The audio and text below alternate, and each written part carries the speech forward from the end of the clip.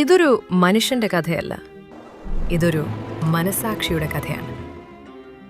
ഇംഗ്ലണ്ടിൽ രാജാവിനു മുമ്പിൽ തലകുനിയാൻ നിരസിച്ച ഒരു നിയമപണ്ഡിതനുണ്ടായിരുന്നു. അവന്റെ പേരാണ് Thomas More.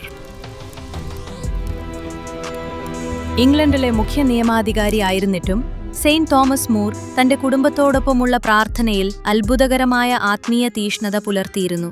Saint Thomas More തന്റെ ഭാര്യയെ ഹൃദയം നിറഞ്ഞ സ്നേഹത്തോടെ ബഹുമാനിച്ച ഒരു ഭർത്താവായിരുന്നു. അവനോടൊപ്പം ചിലവഴിക്കാൻ കിട്ടുന്ന ഓരോ നിമിഷവും അവൾ ഒരു അനുഗ്രഹമായി കണ്ടിരുന്നു. മക്കളുടെ പഠനത്തിലും കളികളിലും സ്നേഹത്തോടെ ഒപ്പം നിൽക്കുന്ന ഒരു പിതാവായിരുന്നു.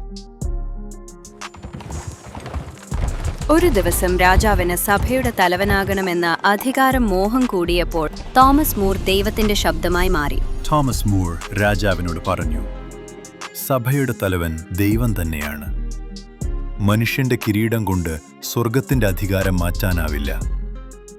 ഞാൻ നിങ്ങളുടെ നിയമങ്ങളെ മാനിക്കുന്നു, എന്നാൽ ദൈവത്തിന്റെ സത്യം ഞാൻ ഒരിക്കലും വിൽക്കില്ല. ചെറുപുഞ്ചിരിയോടെ ലോകം കേൾക്കെ രാജാവിനെ നോക്കി തോമസ് മൂർ പറഞ്ഞു, ഞാൻ രാജാവിന്റെ നല്ല സേവകനാണ്, പക്ഷേ ആദ്യം ദൈവത്തിന്റെ സേവകനാണ്.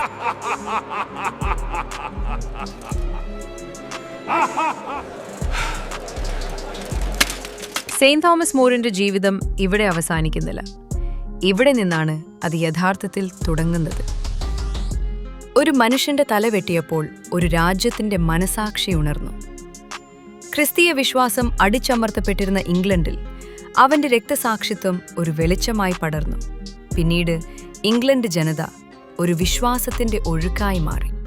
കത്തോലിക്ക സഭയുടെ വിശുദ്ധ പദവിയിൽ നിന്നുകൊണ്ട് സെയിന്റ് തോമസ് മൂർ നമ്മോട് പറയുന്നു, സമാധാനത്തിലായിരിക്കുക, ഇടവിടാതെ പ്രാർത്ഥിക്കുക, മരിക്കേണ്ടി വന്നാലും സത്യവിശ്വാസത്തെ കൈവിടരുത്.